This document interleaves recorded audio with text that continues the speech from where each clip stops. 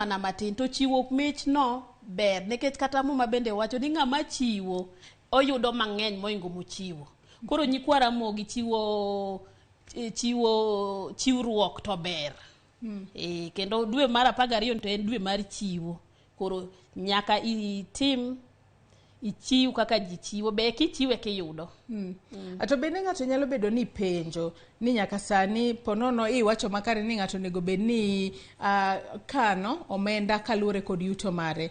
Kwanyalo mana temo lero ne nyakwara Mugi jong ponono in ja ohala yuto ni en mano mapile ka pile. Onego bed ni pesa miyudo wach kata ni ponono ohala miloko miyudo ewi mwandu miuso en kata 200 ewi 200 no. Aka chako gi wacho ohala en nweng'o. Ani nyalo bedo ka gima ni itiyo to kiti.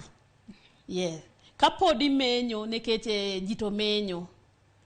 To kata kichamo siling 20,000 ok inyal dhi dak e ot nyikwara Mogi ok inyal dhi dak e ot mar 10,000.